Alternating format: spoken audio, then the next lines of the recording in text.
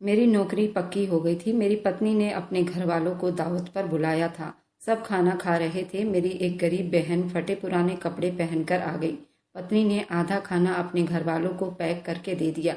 मैं किचन में गया तो बहन अपने बच्चों के लिए बचा हुआ खाना पन्नी में डाल रही थी। उसकी आंखों में आंसू थे। मुझे पत्नी पर बहुत गुस्सा आया। सोचा कल बहन के घर जाऊंगा, पैसे देकर आऊंगा। अगले दिन बहन के घर गया तो जान ही निकल गई। बहन तो हनी शाम के वक्त घर पहुंचा। सफर की थकन चेहरे पर साफ दिखाई दे रही थी।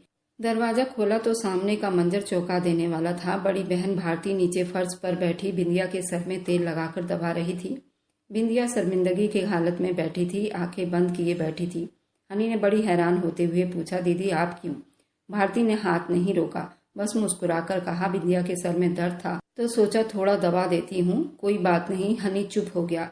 कुछ पल तक वह दोनों को देखता रहा, फिर बैग अंदर रखकर कमरे में चला गया। भारती बिंदिया के सर पर हल्का हाथ रखकर फिर धीरे से उठकर खड़ी हुई। किचन में जाकर चाय बनाने लगी। हनी चीनी में चाय कम पीता था। मेरे हिसाब से चाय बनाया। चाय बनाते हुए किचन साफ किया, प्लेट सही तरीके से रखी, फ्रिज में मौजूद सब्जी को दोबारा से गर्म करके रखा। हनी बाहर आकर बैठा ही था कि भारती चाय लेकर आई। चुपचाप सामने रखी, ये लो तुम्हारी पसंद की चाय। दूध थोड़ा हल्का रखा। हनी ने चाय उठाई। भारती ने पीछे पड़ी झाड़ू पर नजर दौड़ाई। फर्श पर एक दो जगह साफ किया। बिंदिया अभी चुपचाप बैठी थी। भारती ने कहा, बिंदिया तुम अब लेट जाओ, मैं सफाई पूरा करके निकलती हूँ। हनी ने चौंक कर कहा, दीदी आपने सफाई भी की? भारती ने हल्के से हंसी में बात को टाल दी। अरे कुछ खास नहीं। थोड़ी देर बाद उसने अपनी अलमारी से एक सूट निकाली जो जगह जगह से मुड़ी हुई थी। वह पहनकर आंगन में आई। जाते हुए कहती गई कि मैं अब चलती हूँ, अंधेरा हो रहा है। हनी कुछ कहना चाहता था मगर बिंदिया उसे चुप नजरों से देखती रही, जैसे कोई बात दिल में हो। दरवाजे से बाहर कदम रखते हुए धीरे से मुड़कर कहती, कल आऊंगी, सुबह बच्चों का नाश्ता करवा दूंगी, तुम्हें देर न हो दफ्तर के लिए। बिंदिया ने अपना सर हिला दिया। बगैर कुछ कहे हनी बस दरवाजे के पास खड़ा रह गया। रात खाने पर बिंदिया चुपचाप खाना खाती। बच्चे शोर मचाते तो डांट देती, चुप करके आराम से खाओ। हनी बच्चों की तारीफ करता, छोड़ो अभी वो लोग बच्चे हैं, खेलने दो। बिंदिया परेशान रहती, हाँ सब दीदी को अच्छा लगता है, बच्चों का शोर, बिखरे खिलौने भी। हनी ये सुनकर कुछ नहीं कहा, बस चुप से निवाला मुंह में डालता रहा। रात को जब हनी सोने लगा तो मोबाइल हाथ में लेकर बिस्तर पर आया तो बिंदिया उस वक्त कहती, आपने देखा दीदी पूरे घर को जैसे अपनी जागीर समझती है, कभी सर दबा रही थी, कभी सफाई कर रही है। हनी ने आंखों में थकन के साथ कहा, बस कर दो, सब अपने दिल से करती है, कोई नौकर थोड़ी है। बिंदिया कुछ नहीं बोली, बस करवट बदलकर सो गई। अगली सुबह भारती वक्त से पहले आ गई। हाथ में रसोई के कुछ बर्तन थे जिसमें सब्जी ले गई थी। दूध उबलने के लिए रख दिया, अंडा निकाले और बच्चों के लिए ब्रेड पर आमलेट रखकर टेबल पर सजा दिए। बच्चे खुशी खुशी उठे, बुआ नाश्ता दे रही हैं। बिंदिया ने कमरे से झांक कर देखा, फिर धीरे से दरवाजा बंद कर लिया। हनी तैयार होकर निकला तो भारती ने उसके हाथ में लंच बॉक्स पकड़ा दिया। दोपहर के लिए दाल चावल बना दिए, हनी तुम्हें पसंद है ना? हनी ने मुस्कुराकर सर हिलाया। भारती ने कहा, बिंदिया को मत जगाना, वह बता रही थी कि रात को देर से सोई थी, शायद थकी हुई लग रही थी। हनी ने कहा, दीदी आप भी आराम किया करो, आपकी तबीयत भी ठीक नहीं रहती। भारती ने कुछ नहीं कहा, बस बच्चों को प्यार दिया और बर्तन धोना शुरू कर दिए। दोपहर को भारती कुछ देर बाद चुपचाप अपने दुपट्टे को सही करके अपने घर चली गई। उसका घर बस छोटा सा था, 2 कमरे थे, किचन था। दरवाजा खटखटाया तो छोटा बेटा आकर बोला, मम्मी भूख लग रही है। भारती ने मुस्कुराकर कहा, चलो अभी कुछ बनाती हूँ अपने बेटे के लिए। भारती किचन में दाखिल होकर अपने बेटे के लिए खाना बनाया और खुद खाया। भारती का पति विदेश में रहता था। भारती अपने घर में कम और भाई के घर में ज्यादा रहती थी। भारती सुबह उठती, अपने बच्चों को लेती और भाई के घर पहुंच जाती।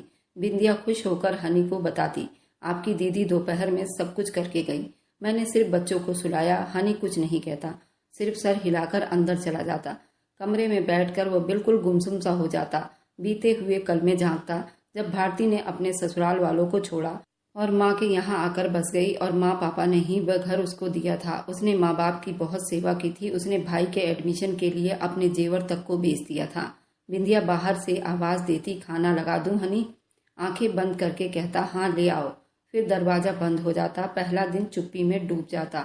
अगली सुबह हनी दफ्तर जाने के लिए तैयार हो रहा था कि दरवाजे पर किसी के आने की आहट हुई।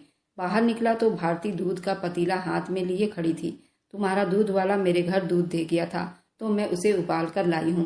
हनी ने वह पतीला पकड़ लिया। भारती सीधा किचन में चली गई। चाय चढ़ाया, बर्तन संभालने लगी। बिंदिया अब तक कमरे से निकली नहीं थी। हनी नाश्ता किए बगैर निकल गया। रास्ते में वो बराबर भारती के चेहरे, उसके फटे हुए कपड़ों का ध्यान करता रहा, उसके घिसे हुए चप्पलों के बारे में सोचता रहा। दोपहर को दफ्तर से वापसी पर उसने रास्ते में एक फल फ्रूट वाले से कुछ फल लिए और सीधा भारती के घर पहुंचा। दरवाजा खुला था। अंदर दाखिल हुआ तो देखा भारती कपड़े धो रही थी। छोटा बेटा सामने बैठा था। पुराने कपड़ों में घर की हालत बुरी थी। दीवारों से प्लास्टर झड़ रहा था। उसके घर की चारपाई की डोरियां भी टूट रही थी। कुर्सियों की हालत भी खराब थी। उसके घर की मरम्मत की जरूरत थी। छत से टपकने वाले पानी के निशान जगह जगह दिखाई दे रहे थे। भारती ने हनी को देखा तो जल्दी हाथ धोकर बाहर निकली। अरे भाई, तू कब आया? सब ठीक है ना? हनी ने फलों का थैला आगे बढ़ाया। दीदी, मैंने रास्ते से लिया है, आपके लिए भी और अपने लिए भी। भारती ने भाई का धन्यवाद करते हुए थैला उसके हाथ से ले लिया। भाई, तुझे इतनी गर्मी में परेशान होने की क्या जरूरत थी? कुछ ठंडा बना दूं? हनी ने कहा, बना दो। फिर भारती किचन में चली गई। हनी बैठा रहा, आसपास नजर दौड़ाता रहा। इतने में भारती उसके लिए चाय बिस्कुट ले आई। हनी तभी फोन पर बात कर रहा था। उसने किसी बिल्डर से बात की थी और कहा था दीदी के घर की मरम्मत कर दो। बिल्डर ने पूरे 2 लाख रुपए बताए थे, प्लास्टर और रंग पेंट के। भारती पीछे से सुनती आ रही थी। उसके चेहरे पर एक मुस्कान ने छुआ था, लेकिन वह चुप रही। हनी ने अपनी बहन को बताया कि 2 दिन के बाद तुम्हारे घर की मरम्मत हो जाएगी। भारती को और क्या चाहिए था? बैठे बिठाए उसके घर की मरम्मत हो रही थी। पति के भेजे गए पूरे पैसे वह बैंक में जमा कर रही थी। वह अपने 1 रुपए भी खर्च नहीं करती थी। हनी ने मुश्किल से 1-2 घूंट पिया। भारती ने पूछा, बिंदिया की तबीयत कैसी है? कल तो कुछ चुप चुप लग रही थी। हनी ने कहा, ठीक है, बस थोड़ी थकन थी। भारती ने आह भरी, औरत को घर भी थका देती है और रिश्ते भी। वापसी पर हनी सीधा मार्केट गया। एक दुकान से अपनी बहन के लिए कपड़े खरीदे जो कि महंगी थी। शाम को भारती के घर भिजवा दी। भारती ने वह कपड़े हाथ में लिए और आंखों में चमक ले आई। इतना सब कुछ क्यों करता है भाई मेरे लिए? तुम लोगों का खर्चा बढ़ जाएगा, मुझे जरूरत नहीं। हनी ने बात बदल दी, बस ऐसे ही गिफ्ट है तुम्हारा। एनिवर्सरी थी ना, मैं भूल गया था, इसलिए आज लेकर आया हूँ। ये तो मेरा फर्ज है बहन। अगले दिन जब हनी घर पहुंचा तो देखा भारती फिर से किचन में बिजी थी। बिंदिया कमरे में बैठी मोबाइल देख रही थी। बच्चे आंगन में खेल रहे थे। हनी सोफे पर बैठ गया। भारती ने चाय लाकर दी। बिंदिया ने कहा, दीदी के हाथ की चाय की बात ही अलग है, शायद उनके हाथ में जादू है। हनी ने जवाब नहीं दिया, मगर भारती की आंखें कुछ पल के लिए भीग गई। वह पीछे मुड़ी, बर्तन धोना शुरू कर दिए। उस रात हनी देर से कमरे में गया। बिंदिया शायद नींद में थी। हनी ने धीरे से कहा, दीदी की जिंदगी तुमसे ज्यादा मुश्किल है। वह पति के बिना अकेले सब कुछ कर रही है। हनी के बात पर बिंदिया को बहुत गुस्सा आया। उसने कहा कि तुम अपनी बहन की सारी अच्छी चीजें गिनते हो, क्या तुम्हारी बहन ने कभी अपने ससुराल वालों की सेवा की? मैंने रिश्तेदारों से सुना है शादी के 1 महीने बाद ही वो यहाँ आ गई थी। तुम्हारे माँ बाप ने उसे वो घर दिया और यहीं का बना लिया। उसका फर्ज नहीं था वो अपने ससुराल में सबकी सेवा करती? अगर मैं भी भारती की तरह बन जाऊं, मैं भी अपना घर छोड़कर अपने मायके में बैठ जाऊं, अपने माँ बाप की सेवा करूं, क्या तब भी तुम मुझे अच्छा कहोगे? नहीं ना। रात दिन तुम अपनी बहन के गुण गाते रहते हो, मुझे बिल्कुल भी अच्छा नहीं लगता। पिछले ही दिन मैंने दीदी को फोन पर बातें करते सुना था। वह झगड़ा कर रही थी अपने ससुराल वाले से, अपने जेठ से। वह कह रही थी, इस बार खेत में से तुमने अनाज का एक टुकड़ा भी नहीं दिया। इस बार मैं खेत आपसे वापस ले लूंगी। मुझे पैसों की बहुत जरूरत है। मेरे बच्चे स्कूल में पढ़ रहे हैं और फीस बहुत ज्यादा होती है। मैं यहाँ किराए के मकान में रहती हूँ, किराया का भाड़ा भी देना होता है। बोलो, क्या मैं भी इतनी चालाक बन जाऊं, इतनी झूठ बोलूं जितनी तुम्हारी बहन बोलती है? हनी चुप से बिंदिया की सारी बातें सुन रहा था, लेकिन उसकी बातें उसके दिल पर नहीं लग रही थी। वह तो सिर्फ भारती के बारे में सोच रहा था। वह अकेले रहकर अपने घर का भी काम करती है और तुम्हारी हेल्प कितनी करती है और कभी कोई शिकायत नहीं करती। बिंदिया के इतना सब कुछ कहने का हनी पर कोई असर नहीं हुआ। करवट बदलती सो गई। हनी चुप हो गया। अगली सुबह भारती ने आकर दरवाजा खटखटाया। बिंदिया ने दरवाजा नहीं खोला। बच्चे अंदर शोर मचा रहे थे। भारती थोड़ी देर खड़ी रही, फिर वापस चली गई। दोपहर में हनी ने भारती को फोन किया। सुबह आई थी? भारती ने कहा, हाँ, मगर शायद बिंदिया सो रही थी, कल दोबारा आ जाऊंगी। उस रात हनी ने पत्नी से साफ कहा, दीदी रोज आती है, तुम्हारा काम करने नहीं आती, बस भाई के लिए आती है। बिंदिया ने चुप रहने में भलाई समझी। अगले दिन भारती ने घर के अंदर कदम रखा। बिंदिया के पास जाकर कहा, बिंदिया कल छुट्टी का दिन है, बच्चों को नाश्ता में कुछ खास बना दो। बिंदिया ने मुंह बना लिया, जैसे आपको अच्छा लगे। शाम का वक्त था। हनी रोज की तरह दफ्तर से वापस आया था। बिंदिया की आवाज कानों में गूंजी। आपके बेटे को किसी ने तमीज नहीं सिखाई? मेरे दहेज का पूरा डिनर सेट तोड़ दिया, 12 प्लेटों में से 6 चकनाचूर कर दिए हैं। क्या आप जानती हैं उनकी कीमत? भारती ने हल्की आवाज में कहा, बच्चों से गलती हो जाती है, मैं पैसे दे दूंगी। बिंदिया उस वक्त बहुत गुस्से में थी। बिंदिया ने कहा, आप तो खुद यहाँ बैठकर तीनों टाइम का रोटियां तोड़ती हो, पैसे कहाँ से आएंगे आपके पास? कृपा होगी कि अपने बच्चों को रोको, ये घर कोई कबाड़ खाना नहीं है। हनी ये सब सुनकर अंदर दाखिल हुआ था। बिंदिया, ये क्या बदतमीजी है? बड़ों से बोलने की तमीज नहीं तुम्हें? बिंदिया ने पलटकर कहा, और क्या कहूँ? दीदी रोज मुंह उठाकर सुबह ही आ जाती हैं। सुबह का नाश्ता, दोपहर का खाना, शाम का खाना सब यहीं तो होता रहता है, और उनके बच्चों का नुकसान अलग से सहना पड़ता है। मैं कुछ कहूँ तो बदतमीज हो जाती हूँ। हनी का सब थोड़े गुस्से में निकला था। कोई भी बात करने का तरीका होना चाहिए। वे हमारी दीदी है, मेहमान है इस घर में। बिंदिया ने जलकर कहा, मेहमान? मेहमान तो कुछ दिनों के लिए आते हैं, ये तो यहाँ बराबर महारानी बन चुकी है, हर चीज में टांग अड़ाती है। घर के पैसों के हर चीज में तुम इन्हें जरूर पूछते हो। दीदी को हमारे पैसे, हमारे जमीन, हमारे सब चीज के बारे में पता है। क्या दीदी के बारे में तुमने कभी जानने की कोशिश की? भारती ने जल्दी बीच में आकर कहा, बस करो, मैं चली जाती हूँ। बिंदिया हंसी, जी जरूर, आपका एहसान होगा। हनी का पारा हाई हो गया था। बिंदिया, आज तुमने हद कर दी। तुम हर वक्त इस तरह की बातें करती हो। अगर मेरे घर में मेरी बहन सुकून से नहीं रह सकती तो फिर समस्या तो तुम में है ना। बिंदिया ने जोर से दरवाजा बंद किया, कमरे में चली गई। बच्चों ने रोना शुरू कर दिया। हनी ने उनको चुप करवाया। भारती ने आंखों से आंसू पोंछे, अपना दुपट्टा ठीक किया और चुप से दरवाजे की तरफ बढ़ने लगी। हनी ने रोकना चाहा, मगर वो बोली, मुझे जाने दो भाई, तुम्हारे घर में मेरा रहना बिंदिया को अच्छा नहीं लगता। मैं नहीं चाहती कि तुम दोनों के बीच मेरी वजह से झगड़ा हो। हनी ने पीछे से कहा, दीदी ऐसा मत करो। भारती ने अपना मुंह मोड़े बगैर कहा, कल नहीं आऊंगी, बच्चों का ख्याल रखना, बस यही कहने आई थी। रात का खाना बड़ी चुप्पी के साथ खाई गई थी, कोई बात न की। खाना खाया, बल्कि बच्चों को खाना देकर अपने कमरे में चली गई। अगले दिन भारती सच में नहीं आई। सुबह हनी जल्दी जागा, बच्चों को नाश्ता करवाया, खुद चाय बनाई। बिंदिया ने एक नज़र उस पर डाली, मगर कुछ ना कहा। बच्चे हैरानी में थे, आज बुआ नहीं आई। हनी ने बच्चों से कहा, दीदी को आराम करना है, इसलिए नहीं आई। दफ्तर जाने से पहले हनी भारती के घर गया। दरवाजा अंदर से बंद था। आवाज लगाई तो भारती का बड़ा बेटा बाहर आया। मम्मी सो रही हैं।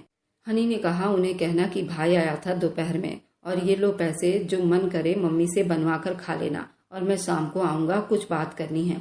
शाम को हनी दफ्तर से घर आया तो फिर से वह ढेर सारा सामान लेकर आया था, जो कि आधा सामान भारती के घर में दे दिया।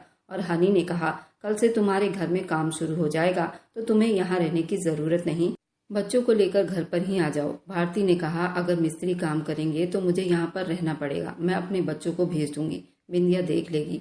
हनी ने कहा, ठीक है, ऐसा ही कर लेना। और दीदी एक बात और है, मुझे माफ कर देना बिंदिया की तरफ से, वह नादान है, कुछ भी बोलती है। भारती ने कहा, तुम्हें माफी मांगने की जरूरत नहीं, मैं तुम्हारी जिंदगी में बोझ नहीं बनना चाहती। हनी ने जिद की, तुम्हारा आना जरूरी है, मेरे बच्चे तुम्हें चाहते हैं। भारती ने धीरे से कहा, मोहब्बत की कीमत इतनी नहीं कि रोज अपनी बेइज्जती करवानी पड़े। मेरे घर का काम खत्म हो जाएगा तो मैं आ जाऊंगी, और शायद जब तक मैं बिंदिया की बातें भूल भी जाऊंगी। हनी चुप हो गया। वह जानता था भारती के दिल में ठेस पहुंची है। हनी ने फिर से शाम को बिंदिया से बात की, दीदी दिन में नहीं आ सकी हो तो रात में बच्चों को लेकर आ जाना। बिंदिया से कहने लगा, दीदी घर आएंगी तो उनसे तमीज से बात करना। बिंदिया ने कहा, आप उन्हें समझाओ कि वे अपने बच्चों को अच्छी परवरिश दे, ये घर है, खेल का मैदान नहीं। हनी ने थका हुआ शब्द अपनाया था, वे सब कुछ तुम्हारे लिए तो करती हैं, तुम्हारे बच्चों के लिए अगर गलती भी हो जाए तो माफ करना सीखो। बिंदिया ने कोई जवाब नहीं दिया, बस ये कहा, हनी जब कुछ ज्यादा बड़ा नुकसान होगा तभी तुम्हें समझ में आएगा, अभी तो तुम्हारी दीदी तुम्हें बहुत अच्छी लगती है, क्योंकि उन्होंने तुम्हारे लिए बहुत सी कुर्बानियां दी हैं और तुम अपना कर्तव्य निभा रहे हो। पर ये मत भूलना, हर अच्छे इंसान के अंदर एक नेगेटिव पहलू भी होता है। तुम्हारी दीदी ने सिर्फ अपने मायके के तरफ का कर्तव्य निभाया है, और अपने ससुराल में उन्होंने ऐसा कुछ नहीं किया जो तारीफ की जाए। तो सोच समझकर अपने कर्तव्य को निभाओ। मैं तुम्हारी दुश्मन नहीं हनी, मैं तुम्हारी पत्नी हूँ, तुम्हारे बच्चों की माँ हूँ। मेरे अपने माता पिता भी जिंदा है, मेरे भाई भी है, लेकिन मुझे अपना घर ज्यादा प्यारा लगता है। तुम मुझे हर बात में गलत साबित करने पर तुले रहते हो। घर में कोई भी काम हो तो तुम अपने दीदी से जाकर राय लेते हो। कभी तुमने मुझसे नहीं पूछा, लेकिन मुझे इस बात का मलाल नहीं, लेकिन किसी भी चीज की हद होती है। दीदी के पास पैसों की कोई कमी नहीं, और भगवान ने तुम्हें भी बहुत ज्यादा दिया है, लेकिन तुम्हें तुम्हारी दीदी हमेशा ही बहुत मजबूर लगती है। कल ही मैं सुनार के पास गई थी, मेरा मंगलसूत्र टूट गया था। दीदी ने सुनार पर अपना पूरा जेवर बनवाया है, उनके पास पैसे कहाँ से आए? और तुम हो कि हर समय अपनी दीदी की मदद करते रहते हो। और मैंने सुना कल तुमने दीदी के घर के रिपेयरिंग के लिए भी पैसे दिए हैं। और 1 महीने से आपके घर की फर्नीचर खराब है, उस पर आपकी नजर नहीं गई। बताओ हनी, कब तक अपनी दीदी की मदद करोगे? दीदी के पास तो 2 बेटे हैं, तुम्हारे पास तो एक लक्ष्मी भी है। तुमने कभी अपनी बेटी के बारे में नहीं सोचा, सिर्फ तुम्हें दीदी की पड़ी रहती है। बिंदिया ने इतना सब कुछ कहा, लेकिन हनी को बिंदिया की बातों का कोई असर नहीं हुआ। भारती दोबारा आ गई। आते ही बच्चों ने शोर मचाया, बुआ आ गई। आंखें छलकने लगी। बिंदिया किचन में थी। भारती ने धीरे से कहा, तुम्हारी प्लेटर लेकर आ गई हूँ। बिंदिया ने ठंडे शब्दों में कहा, रहने दो, अब क्या फर्क पड़ता है। भारती ने कुछ ना कहा, चुपचाप किचन का फर्श साफ करना शुरू कर दिया। हनी घर आकर ये सब मंजर देख रहा था। बहन ने खुद को झुका लिया, सिर्फ इसलिए कि भाई के घर का माहौल खराब ना हो। लेकिन बिंदिया की चुप्पी में वह जहर था जो धीरे धीरे अब फैल रहा था। हनी सुबह दफ्तर जाने से पहले बच्चों का नाश्ता तैयार कर रहा था। भारती हनी के घर अब कम आने लगी थी। बिंदिया अब चुप रहने लगी थी, लेकिन चेहरे पर एक नाराजगी जरूर दिखाई दे रही थी। बच्चे बार बार पूछते, बुआ कब आएगी? हनी के पास जवाब नहीं होता। उस दिन दफ्तर से वापसी पर हनी सीधा भारती के घर गया। दरवाजा खटखटाया तो भारती का छोटा बेटा दरवाजे पर आया। हनी अंदर दाखिल हुआ तो भारती ने नरमी से कहा, बैठो हनी, चाय लेकर आती हूँ। हनी ने कहा, दीदी आज चाय नहीं पीऊंगा। क्यों नहीं पियोगे? क्या बिंदिया तुमसे पूछेगी? दीदी, बिंदिया की बातों ने तुम्हें तकलीफ दी है, लेकिन मैं चाहता हूँ कि तुम दोबारा आओ, वह घर तुम्हारा भी है। भारती ने नजरें झुका ली। बिंदिया को मेरा तुम्हारे घर में आना पसंद नहीं। हर रोज तुम्हारे बच्चों को दूर से देखती हूँ। एक बार इंसान का दिल दुख जाए तो दोबारा से पहले जैसा नहीं रहता। हनी ने अपने हाथ में लिया हुआ थैला भारती के तरफ बढ़ाया, जिसमें बच्चों के लिए कुछ नए कपड़े, भारती के लिए एक सूट था और घर के जरूरत के लिए कुछ चीजें थी। भारती ने तुरंत वह पन्नी हाथ में पकड़ लिया, मगर कुछ कहे बगैर सिर्फ सर हिलाया। कहा, मैं अभी नहीं आ सकती, थोड़ा वक्त दो। इस तरह हनी अपनी बहन को खुश करने के लिए जो चीजें अपने घर के लिए लाता, वही चीजें अपनी बहन के लिए भी लाता, और बिंदिया को इस बारे में कानों कान खबर ना होती। लेकिन बच्चों को कौन रोक सकता था? बच्चे तो आपस में बता ही देते हैं, ये मामा लाए हैं। और भारती भी पड़ोस में अपने भाई की तारीफें करती रहती थी। पड़ोसी भी ये बात बिंदिया तक पहुंचाने में पीछे न रहते। बिंदिया को सब कुछ सहन हो रहा था। बिंदिया ने भी ये बात हनी के कान में डाली कि वह अपने घर का मरम्मत करवा ले, लेकिन हनी ने बिंदिया को ये कहकर चुप करवा दिया कि अभी पैसे नहीं। बिंदिया को हनी के इस बात पर बहुत मलाल हुआ था। उसने हनी से झगड़ा किया, तुम्हारी बहन ने घर की मरम्मत करने को भी नहीं कहा था, फिर भी तुमने उसके घर की मरम्मत करवा दी, और जब अपने घर की बारी आई तो तुम्हारे पास पैसे नहीं। हनी और बिंदिया के बीच में इसी तरह के लड़ाई झगड़े होते रहते थे। हनी को सिर्फ अपनी बड़ी बहन के कर्तव्य निभाने में ही अपना सुकून ढूंढता था। बीवी से उसे कोई मतलब नहीं था, वह खुश रहे या रोए। कभी कभी बिंदिया बहुत झुंझला जाती थी। इसी तरह एक दिन बिंदिया के भाई का एक्सीडेंट हो गया। जब बिंदिया को पता चली तो वह तुरंत अस्पताल चली गई। बिंदिया को कुछ पैसे की जरूरत थी, लेकिन हनी ने उसे मना कर दिया। कहा कि अभी उसके पास पैसे नहीं हैं। इस बात पर बिंदिया को बहुत गुस्सा आया था। आखिर बिंदिया भी तो किसी की बहन थी।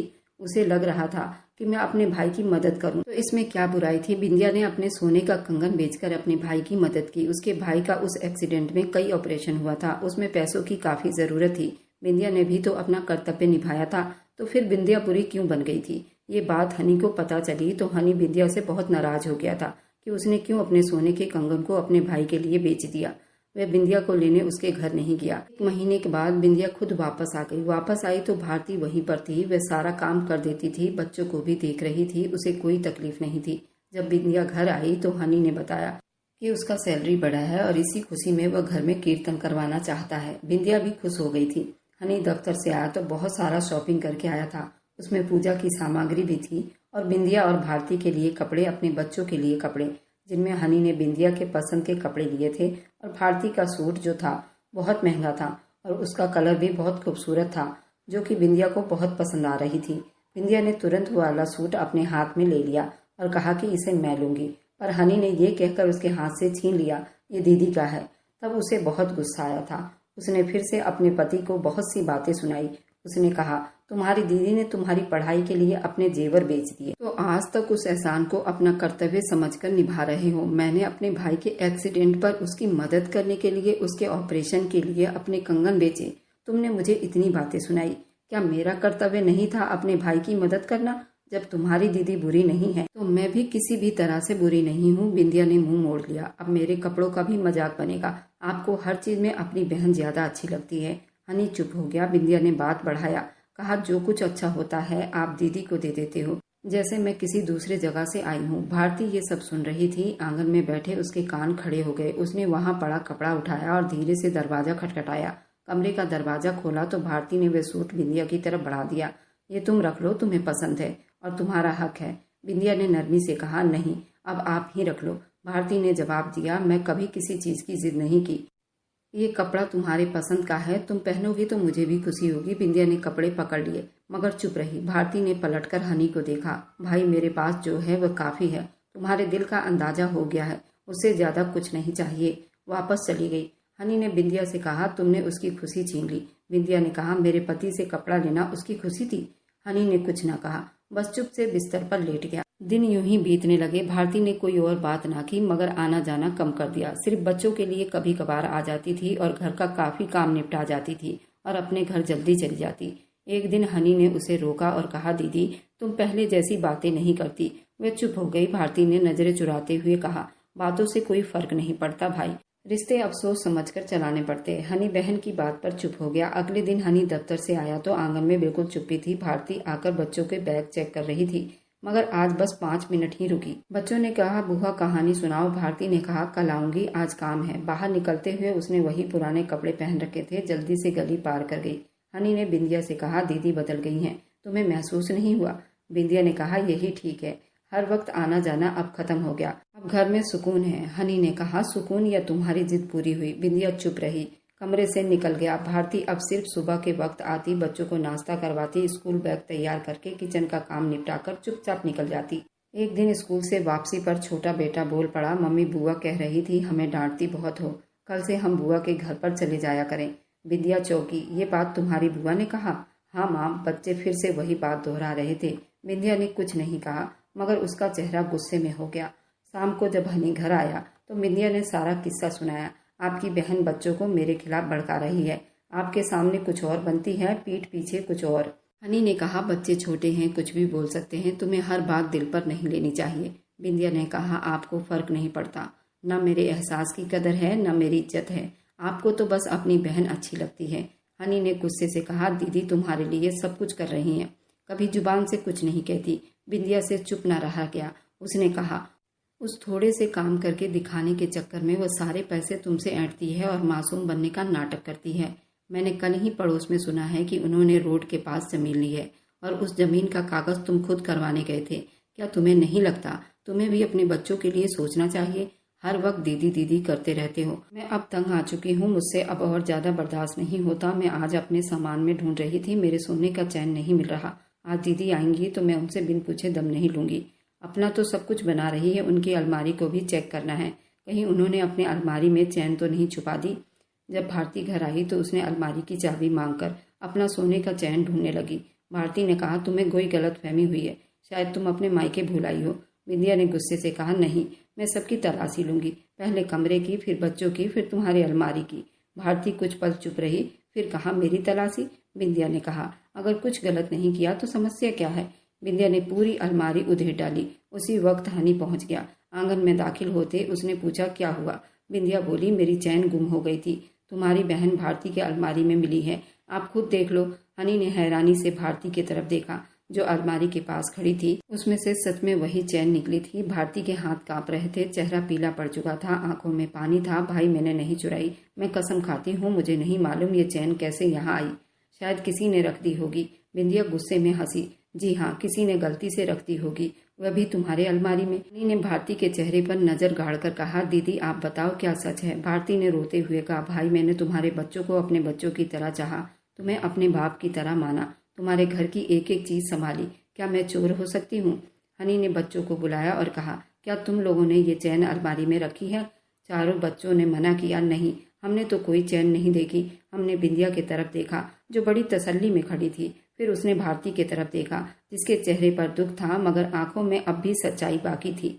भारती ने धीरे आवाज में कहा, अगर तुम्हें लगता है मैंने चोरी की है तो मैं वादा करती हूँ अब कभी इस घर के चौखट पर नहीं आऊंगी। हनी ने कहा, नहीं दीदी, मैं सिर्फ सच जानना चाहता हूँ। बिंदिया ने बात को आगे बढ़ाते हुए कहा, सच यही है कि ये चीज़ दीदी के पास से निकली है, उससे बड़ी हकीकत और क्या हो सकती है। भारती ने अपना सर झुका लिया, अपना दुपट्टा लिया, दरवाजे की तरफ बढ़ी। जाते जाते सिर्फ एक शब्द कहा, झूठ का पर्दा ज्यादा देर तक नहीं छुपता। बिंदिया ने कहा, ये बात सच है, इससे जल्दी स्वीकार कर लो तो हम दोनों के लिए अच्छा रहेगा। हनी ने बिंदिया को चुप करवाया, ये सब अचानक कैसे हुआ, तुमने कहाँ रखी थी चैन? बिंदिया ने जवाब दिया, दुपट्टे में, बेड पर। फिर कमरे से बाहर गई, जब आई तो गायब थी। बिंदिया पास आई, कहा, अब तो आपको समझ आ गया होगा ना कि मैं गलत नहीं थी। हनी ने कहा, तुम्हें मौका मिल गया अपने शक को हकीकत में बदलने का। बिंदिया ने कहा, आप अपनी बहन की चोरी पर भी मुझे इल्जाम दे रहे हैं। हनी ने जवाब नहीं दिया, चुप से सो गया। 1 महीने के बाद घर में हनी के प्रमोशन की पार्टी थी। हनी ने अपने बहनोई को भी बुलाया था। हनी का बहनोई 5 साल के बाद जर्मनी से कमा कर आया था। इस बार प्रमोशन की खुशी में हनी ने अपने बहनोई के लिए सोने का चैन बनवाया था। इस बात पर बिंदिया और हनी में बहुत झगड़ा हुआ था और इसी गुस्से में आकर हनी ने भारती को उसके मायके भेज दिया था और कहा कि जब तक तुम भारती से माफ़ी नहीं मांगती मैं तुम्हें घर वापस नहीं बुलाऊंगा। बिंदिया भी गुस्से में थी, घर छोड़कर चली गई और सच में हनी उसे लेने नहीं गया। 15 दिन के बाद बिंदिया को खुद ही आना पड़ा था। वे अपना घर बर्बाद होता नहीं देख सकती थी। उसने सब्र का दामन थाम लिया था। 1 महीने के बाद हनी के प्रमोशन की पार्टी थी। बिंदिया को फोन पर भारती से माफी मांगनी पड़ी। जाकर वह अपने पति और बच्चों को पार्टी से 2 दिन पहले घर पर लेकर आ गई। पार्टी की तैयारी बड़ी जोरों शोरों पर थी। बिंदिया के मायके से भी सारे परिवार आए थे। उसके बहन बहनोई, भाई भाभी सभी लोग आए थे। जब शाम को पार्टी खत्म हुई, बिंदिया ने सोचा कि मैं सबको मिठाई बांध देती हूँ और खाना बचा था तो बिंदिया ने खाना और मिठाई अपनी बहन और भाभी को दे दिया। जबकि उस पार्टी में हनी ने अपने बहनोई को सोने का चैन पहनाया था। भारती ने और उसके पति ने हनी को सिर्फ फूलों का हार पहनाया था और बिंदिया के घर वालों ने हनी को कई गिफ्ट दिए थे। उसके बदले में थोड़ा सा खाना ही तो बांधा था। भारती जुबान से तो कुछ नहीं कहती थी, लेकिन उसको ये बात बहुत बुरी लगी थी और भारती भी शाम को ही अपने पति के साथ अपने घर चली गई थी। उसके दिल में बहुत मलाल था। हनी सुबह ही अपनी बहन के घर नाश्ता लेकर पहुंच गया। बच्चों ने फोन किया, मम्मी जल गई है। वह चीखा, पापा मम्मी जल गई है, उन्हें अस्पताल लेकर जा रहे हैं। हनी के हाथ से मोबाइल गिर गया। वह बगैर कुछ कहे बाहर भागा। इमरजेंसी वार्ड के बाहर बच्चे बैठे रो रहे थे। पड़ोसी औरत ने बताया, दीदी किचन में गई, चूल्हा जलाया और अचानक धमाका हुआ, कपड़ों में आग लग गई थी। हमने पानी से बुझाया और एम्बुलेंस को बुलाया। बिंदिया के कमर का हिस्सा जल चुका था। डॉक्टर ने कहा, हम पूरी कोशिश कर रहे हैं, सर्जरी से ठीक हो जाएगी। हनी कुछ देर चुप खड़ा रहा, फिर बाहर आकर बैठ गया।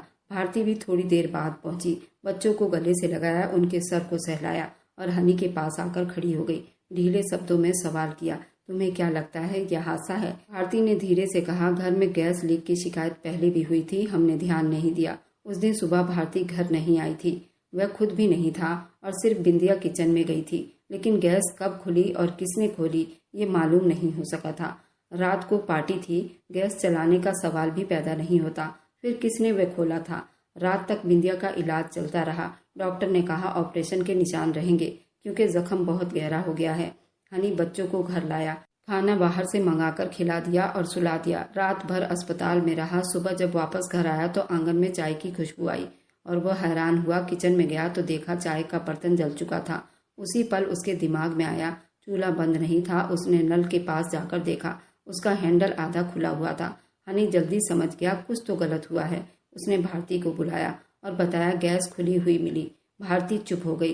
कुछ देर के बाद बोली, मुझे लगता है किसी ने आकर ये खोला है। हनी ने कहा, मैं जानना चाहता हूँ सच क्या है। भारती ने धीरे से कहा, कुछ कहने नहीं आई, सिर्फ बच्चों के लिए आई हूँ, लेकिन तुम्हें अपने घर की हकीकत खुद समझनी पड़ेगी। वह कुछ देर किचन में गई और फिर निकल गई। उस दिन हनी घर पर नहीं था। बच्चे सो रहे थे। बिंदिया अभी कमरे में ही थी। हनी ने उसी दिन भारती को बुलाया। किचन में बैठकर कहा, दीदी तुमसे सच जानना चाहता हूँ, सिर्फ एक बार मेरे लिए। भारती नजरें चुरा गई। क्या मतलब? हनी ने धीरे से कहा, सीसीटीवी फुटेज में गैस के हैंडल पर तुम्हारे हाथ के निशान मिले हैं और जो चैन तुम्हारे पास से निकली उस पर तुम्हारी उंगलियों के निशान थे। भारती ने कुछ पल चुप्पी से बिताए, फिर कहा, बिंदिया ने मेरे बच्चों को गालियां दी थी, मेरे अकेलेपन का मजाक उड़ाया था। हनी के चेहरे पर कपकपी सवार हो गई। तुमने बदला लिया, अपनी भाभी को जिंदा जला दिया। भारती ने कहा, मैं चाहती थी वह घर छोड़ दे, तुम और बच्चे मेरे साथ रहो। ये सब सोचते हुए मैंने बिंदिया को रास्ते से हटाने का मौका ढूंढ लिया था, लेकिन ये तब भी बच गई। तुम तो मुझे हमेशा अच्छा कहते थे, लेकिन ये हर समय मुझे बुरा कहती थी। मुझे इससे नफरत हो गई थी। मैं हर जगह अपनी तारीफ चाहती थी, लेकिन ये हर जगह आईना खोल कर रख देती थी। उस दिन उसने खाना बांधा अपने परिवार वालों को। मुझे बहुत गुस्सा आया था। मैं चाहती थी कि मुझसे पूछे, लेकिन उसने बिना पूछे अपने परिवार वालों को खाना बांध दिया। ये बात मुझे बिल्कुल भी अच्छी नहीं लगी थी। मैं इसे अपने रास्ते से हटाना चाहती थी, ताकि तुम्हारा ध्यान सिर्फ मुझ पर हो और मेरी तारीफ हर जगह करो और मेरे एहसान के तले दबे रहो। यह हमेशा सच्चा आईना दिखा देती थी। इसने भी अपने भाई की उस दिन मदद की थी। मेरे तन बदन में आग लग गई थी, लेकिन बिंदिया ने उस दिन भी आईना दिखाया था। तुम्हें नजर नहीं आया था। ये सारी बातें हनी सुनता बिल्कुल सुन हो गया था। हनी बिल्कुल गुस्से में हो गया था और कहा, दीदी तुम मेरी नजरों के सामने से चली जाओ। मैंने तुम्हें अपनी माँ माना, लेकिन तुमने मेरे साथ गद्दारी की। हर वक्त बिंदिया आईना दिखाती थी, लेकिन मैं ही नहीं देख पाया था। मैं उसे हमेशा गलत समझता था, लेकिन बिंदिया दिल की बुरी नहीं थी। मेरी आप बीती सुनाने का मतलब यही था। जिस घर में नंद और बड़े भाई का राज होता है, उस घर की बहू का बहुत बुरा हाल होता है और उस पति को चाहिए वो अपने पत्नी की कही गई हर बारीक चीज पर ध्यान दे, उसे समझे। यकीन मानो, जो पति अपनी बीवी की बातों को दिल से और गंभीरता से सुनता है, उसके जिंदगी में कभी ऐसा सामना नहीं करना पड़ता।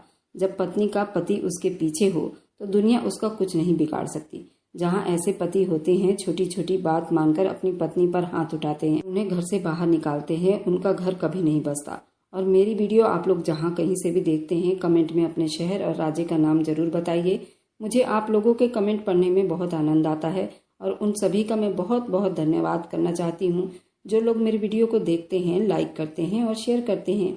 अगर आपको आज की कहानी पसंद आई है तो वीडियो को जरूर लाइक कीजिएगा और अपने दोस्तों के साथ शेयर भी कीजिएगा। और हाँ, अगर आपने अभी तक हमारे चैनल को सब्सक्राइब नहीं किया है तो जरूर सब्सक्राइब कर लें। मिलते हैं हम अपनी कल की एक और नई दिलचस्प कहानी के साथ।